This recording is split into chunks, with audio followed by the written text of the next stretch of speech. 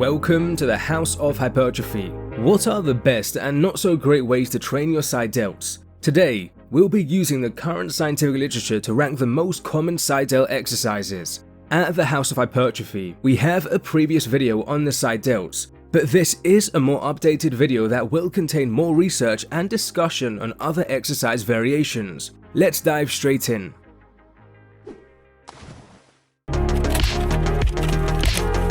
There's currently no studies directly comparing side delt hypertrophy between different exercises, but there are multiple studies using what we may call indirect measurements that allow us to estimate the possible effect of various exercises. These indirect measurements are quite controversial. Throughout detailing this research and ranking the various exercises, we will be simplifying things and not entirely describing the nuances and limitations of the research used. This will make the spirit of scientific accuracy sad. But don't worry, near the end of the video I'll clear up the shortcomings of the data. Let's start with classic dumbbell lateral raises. There are many different ways they can be performed, but let's first dissect normal lateral raises, which involve us performing shoulder abduction straight out to our sides up to around 90 degrees with the shoulder neutrally rotated. The side delt's main function is shoulder abduction. Here's a graph depicting its leverage throughout shoulder abduction. Let me explain what leverage is, as it's something that will be mentioned a few times in this video.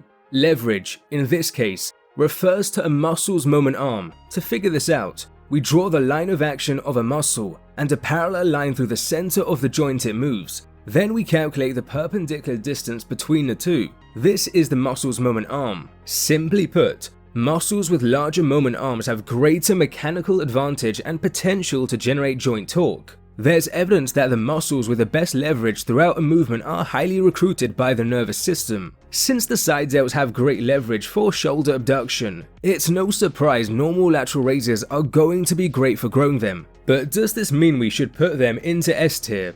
Possibly not. Dumbbell lateral raises are most challenging when the arm is parallel to the ground. There are many factors that theoretically contribute to what the hardest point in an exercise is, but we can generally say nearly all freeweight exercises tend to be hardest when the external moment arm is the longest. This concept is pretty interesting and worth understanding more as it relates to some different dumbbell lateral raise variations we'll mention soon.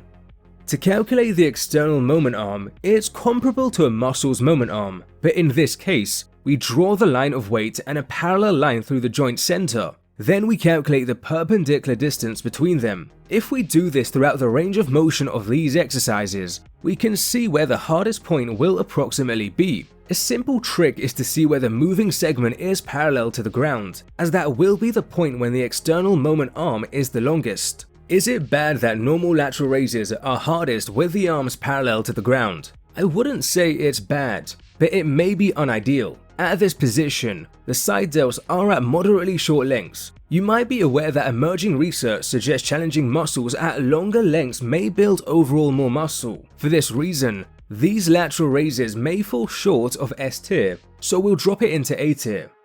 Some say instead of performing normal lateral raises straight out to your sides in what's known as the frontal plane, performing them slightly in front in what we call the scapular plane could be superior. However, I'm not convinced this is true. The relative differences in leverages between muscles for shoulder abduction in the frontal and scapular plane isn't all that different. If anything, there may be a bit more front delts in scapular plane abduction. There's also this study finding that side delt activity was not that different between shoulder abduction in the frontal and scapular planes. The numbers slightly favor the frontal plane, but as the authors note, this small difference may not be meaningful. Plus, the study didn't involve typical lateral raises. For now, go with your preference. Another thing I'm unconvinced about is achieving greater stability. Some say that seated lateral raises or leaning against the bench leads to greater muscle fiber recruitment and tension thanks to improved stability. There is indeed research suggesting greater stability can enhance fiber recruitment and tension, but this research is not necessarily generalizable to what we care about. For example, this study varied stability levels on a leg extension by strapping down the legs and torso. When looking at research more relatable, greater stability isn't always better. For example, freeweight exercises such as back squats are more unstable than hack squats, yet muscle growth seems to be similar. Additionally, There's this study comparing seated to standing overhead presses, and deltoid activity wasn't any better when seated. Of course, if you like extra stability, that's absolutely fine. Some find it easier to maintain their desired technique with more stability, but it is still absolutely possible to have excellent technique with standing exercises. Instead of lateral raising with the shoulder neutrally rotated, what if we lateral raise with the shoulders internally rotated as if we're emptying a can of soda? Or even lateral raising with the shoulders externally rotated as if we're maintaining a full can of soda. This paper compared all these variations. It was found that both the neutral and internally rotated positions were fairly similar for side delt activity, while the externally rotated position was slightly worse. Interestingly, front delt activity was greater with external rotation, which makes sense as there's evidence externally rotating can increase the front delt's leverage for shoulder abduction. Rear delt activity was greater with internal rotation, which might also make sense since internal rotation could increase the rear delt's leverage for shoulder abduction. Upper trap activity was also slightly greater with internal rotation, which the authors suggest is due to internal rotation elevating the scapula more. These results are pretty intriguing, as they fundamentally suggest external rotation increases front delt recruitment while somewhat decreasing side delt involvement, whereas although internally rotating does increase rear delt activity and upper trap activity, it was still pretty similar to normal lateral raises for side delt activity. It's worth mentioning there is another study that just compared internally to externally rotated lateral raises in the scapular plane, and it found side delt activity was actually much better with the internal rotation. So although the magnitudes differ, this study further supports the idea lateral raises with internal rotation may be better for the side delts than external rotation. Due to this data, I'm going to go ahead and place lateral raises with internal rotation at the same level as normal lateral raises, while externally rotated lateral raises go into B tier. Now, some of you might be thinking, aren't lateral raises with internal rotation a recipe for shoulder injury? I'll discuss this more later when we dissect the controversial upright row. Lateral raises can be performed with the elbows bent, and the paper we just mentioned that compared these three exercises also involved lateral raises with the elbows bent to 90 degrees. This variation produced much lower side delt activity, but fairly decent front delt, rear delt, and upper trap activity. Honestly, I am quite surprised by the much lower side delt activity and better front delt activity. The author suggested the placement of the forearm in front may be related to the greater front delt activity. Regardless, I would like to see more data on this, and we also need to keep in mind these results are specific to 90 degrees of elbow flexion. I suspect a slight bend in the elbows probably has minimal to no detrimental effects. Anyhow, these results lead me to place 90-degree elbow flex lateral raises into C tier, but this is with some caution as more data is needed. All of the lateral raises discussed so far involved abducting up to 90 degrees, but you can go beyond to achieve what we may call a super range of motion lateral raise. Some refer to these as Lu raises, named after the Chinese weightlifter who contributed to popularizing this exercise. Although bodybuilders have historically performed this movement, here's old footage of Tom Platt sort of executing super range of motion lateral raises. There are at least three considerations with these lateral raises. Firstly, as implied earlier, the evidence suggests that training muscles at longer, not shorter lengths is beneficial for hypertrophy, so the extra shortened muscle positions in this movement may not stimulate extra growth. Secondly, many naturally have to externally rotate around the 50 to 80 degree abduction mark to move beyond their head. We've seen that external rotation during abduction may enhance front delt involvement while maybe reducing side delt involvement. Thirdly, front delt involvement may further be enhanced since there's evidence abducting the shoulder beyond 90 degrees results in the front deltoid matching and potentially surpassing the side delt in leverage and activity. Considering these factors, super range of motion lateral raises may not be any better than normal lateral raises. If anything, the external rotation and relatively greater contribution from the front delts may reduce the side delt stimulus. I will say I'm skeptical that the reduction in side delt stimulus is much, We after all still get neutrally rotated abduction at the initial portion just like normal lateral raises. I think super range of motion lateral raises may also be better than pure externally rotated lateral raises as well, so I'm going to break the rules and add an A- tier and place super range of motion lateral raises into them. You may be thinking, why not place externally rotated lateral raises into C tier and super range of motion lateral raises into B tier? It's a subjective call on my part, as my hesitation is that saying externally rotated lateral raises are C tier makes them sound pretty bad. But we've seen the difference between an externally rotated lateral raise and normal lateral raise isn't necessarily that big, so I'll keep the A- tier. We mentioned how dumbbell lateral raises are most challenging when the side delts are moderately shortened, but through changing our body position we can challenge the muscle at longer lengths. If you lean against the wall, the external moment arm is longest below 90 degrees of abduction, where the muscle is less shortened. If you lean against the bench with a lower incline, the exercise is challenging at even earlier abduction angles. If we get horizontal on a flat bench, the exercise is challenging when our arms are right by our sides at a longer side delt length. If we're assuming reaching and challenging the longest muscle length attainable is best, this variation might be the best. However, I know some of you might not find this as comfortable or feasible compared to the other options. Also, we strictly don't have evidence that reaching the longest possible lengths is always better. Rather, we just have data demonstrating shorter muscle lengths aren't as good as comparatively longer lengths for overall growth. So for now, I'm just going to generally consider these leaning and lying dumbbell lateral raises as belonging to S tier.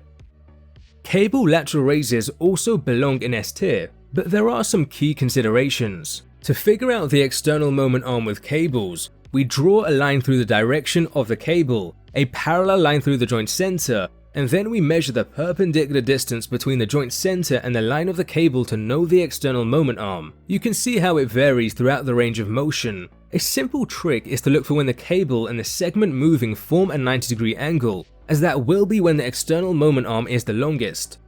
Higher setups than their hand height bring the hardest part to a more lengthened position. Into S tier they go. What about machine lateral raises? Not all machines are identical, but there are machines that provide great challenge at longer side delt lengths when the arms are near the sides. For instance, this Prime Fitness machine actually has a smart cam that you can adjust to change where the exercise is hardest. Unlike dumbbells and cables, machines do not enable you to move the arm across the body. But again, as it's unclear if reaching the longest lengths is always essential, I'll still place machine lateral raises into S tier. Before moving on to ranking compound exercises such as overhead presses and upright rows, there is something worth clearing up. Some of you might be questioning the idea of training the side delts at longer lengths. Why? You might have heard that during the initial angles of abduction, it's the supraspinatus, one of the rotator cuff muscles, that initiates and carries out the movement. Therefore, although the side delts are at a longer length in these early angles, it's not activated and we're instead highly training the supraspinatus. This idea is stated in textbooks. However, as described in this study, this is misleading. The supraspinatus does not appear to be activated any earlier than the side delts. Moreover, though it is true the supraspinatus has great leverage and displays great activity in early abduction, the side delts are still far from having no leverage or activity in these stages. So it's very possible training the side delts at longer lengths is still beneficial. I'm actually glad to say that there seems to be a future study that will compare standard dumbbell to cable lateral raises. Though my colleagues and I are working on the first ever study on the side delts, comparing the dumbbell side raise to the cable side raise, and measuring side delt hypertrophy. We'll of course be updating you with its findings and any other data that may emerge. Let us enter the land of speculation and detail something you might find intriguing. As explored in our last video, training muscles at longer lengths can build more muscle overall, but the extra growth is not necessarily equal across all muscle regions. I'm wondering if this could apply to the side delts too. Allow me to briefly explain. We've detailed how normal dumbbell lateral raises, since they're most challenging at moderately shorter lengths, might not be as good as lateral raises that challenge the side delts better at longer lengths. However, when considering the research on training muscles at longer lengths, in this scenario, I think it's possible when comparing these two. Growth at the proximal region of the side delts, closer to the muscle's origin, is only slightly better with challenging the side delts at longer lengths, or even maybe similar between both, whereas growth at the distal part of the side delts, the region further away from the origin, is notably better with training the side delts at longer lengths. Now, this is extremely and heavily speculative because we don't currently have any data on side delt growth. Some people do report feeling the distal region of the side delt notably more with lengthened challenged lateral raises. If you felt this, or if you intend to try out lengthened lateral raises, it will be interesting to hear your experience. Another intriguing thing is that although we consider there to be 3 deltoid heads, the front, side, and rear deltoids, we can actually consider there to be 7 segments, something that seems to have been known as far back as 1734. Based on an intricate analysis from Australia, these are the general functions of each segment. For simplicity, we'll just continue to refer to the front, side, and rear delts. 2 compound exercises that will involve the side delts are overhead presses and upright rows. How effective are they? Starting with overhead presses, there are numerous ways to execute this exercise. I could actually have a full video dissecting and discussing the various overhead presses and their utility for hypertrophy. Let me know if you'd like to see that. But for our purposes here, we can think of 2 types of overhead presses: abduction dominant and flexion dominant overhead presses. Abduction dominant overhead presses tell us that shoulder abduction is occurring at the shoulder. This happens when using a wider grip on a barbell or moving the dumbbells in this way. We know the side delt's main function is shoulder abduction. Does this mean the exercise belongs in A or S tier? Potentially not. The start position typically involves around 30 to 40 degrees of abduction, so we don't really attain long lengths. Overhead presses also involve external rotation. If you put your hands in an overhead press position and then straighten the elbow, you'll see that your thumbs and biceps are both pointing up. We've seen that external rotation has the potential to enhance front delt activity and maybe reduce side delt involvement. Overhead presses are highly challenging at and above 90 degrees of shoulder abduction. Recall that at these higher angles, the front delt may match and surpass side delt activity. Having described all of this, some of you might be aware there was this study that fascinatingly found abduction dominant overhead presses elicited similar side delt activity to normal dumbbell lateral raises. However, there was another study that failed to find this. And when considering the other data on external rotation and leverages above 90 degrees of abduction, I'm not convinced overhead presses are equal to normal lateral raises. I also don't think they're equal to super range of motion lateral raises either, since unlike overhead presses, super range of motion lateral raises can still involve a good chunk of abduction with a neutrally rotated shoulder. Thus, I'll place abduction dominant overhead presses into B tier. Some might be questioning it being placed alongside externally rotated lateral raises, as you might be thinking the extra triceps involvement with overhead presses makes it worse, but we have a few studies demonstrating that compound exercises that involve more muscle mass aren't always worse than more isolated exercises for a muscle. For example, squats highly stimulate the quads and adductor magnus, but were found to be as good for growing the glute max to hip thrusts in one study. Leg extensions are an isolated quad exercise, but are not necessarily better than growing the vastus parts of the quads compared to squats or leg presses. Things could differ between exercises and muscles, but for now, I'm not sold on the idea that the extra triceps involvement with overhead presses reduces the deltoid stimulus. As for flexion dominant overhead presses, these involve shoulder flexion as the dominant motion. This happens when using a narrower grip or moving the dumbbells in this way. The side delts have leverage for shoulder flexion, but it is likely the front delts have much better leverage. And there's evidence side delt activity isn't as strong during shoulder flexion compared to shoulder abduction. Accordingly, I'm actually going to go ahead and place flexion dominant overhead presses into D tier. Finally, the controversial upright row. I'll address this controversy shortly, but when analyzing them, they actually have some great things going on. Besides the elbow flexion and scapular motion, These involve shoulder abduction with internal rotation. We've seen how shoulder abduction with internal rotation actually seems to be quite effective for the side delts, being more effective than using external rotation and maybe similarly effective to neutral rotation. Indeed, there is also this one study finding higher side delt activity with upright rows compared to abduction dominant overhead presses. For these reasons, you might suggest upright rows should be in A tier. However, there was this other study that found upright rows weren't quite as effective for side delt activity to normal dumbbell lateral raises, but the subjects were women with chronic neck pain. Perhaps something about the upright rows reduces the side delt stimulus, such as the involvement of the biceps or traps. Of course, we did just detail how the involvement of extra muscle mass doesn't always reduce the stimulus to a muscle, but things could be different with the upright row. Grip width could also play a role as well, as this paper found wider grips to be more effective for side delt activity, but the methodology of this paper had a slight problem, so there's still some ambiguity. I would love to see more analyses on the upright row, but considering the uncertainty and that there's no other data, I'm going to make the call and place them into A- tier, which I know a lot of you may find surprising.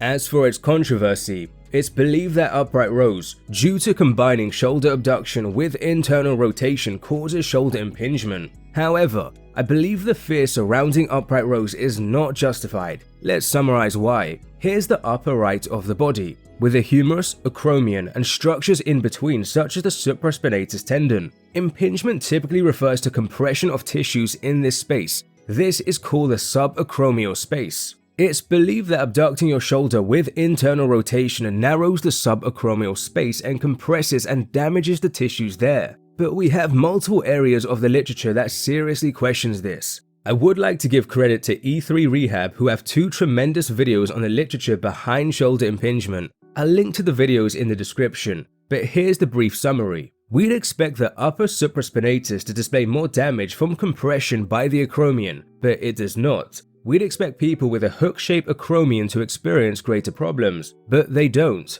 We'd expect in those with subacromial pain, smaller subacromial distances would link to pain, but it does not. We'd expect increasing the subacromial space through surgery that shaves down certain structures would help, but it does not outperform placebo surgeries. Some say given tests that are used to test for impingement involve arm elevation with internal rotation, then arm elevation with internal rotation must be dangerous. But these tests have poor specificity and may have little diagnostic value. Furthermore, there's evidence that internal rotation might actually increase or have no effect on acromiohumeral distances. It's sometimes suggested to perform upright rows to no higher than 90 degrees of abduction to make it safer, yet we have some evidence suggesting the smallest acromiohumeral distances happen between 40 to 75 degrees, not always above 90 degrees. So if impingement was the enemy, all lateral raises would be dangerous, but they're not.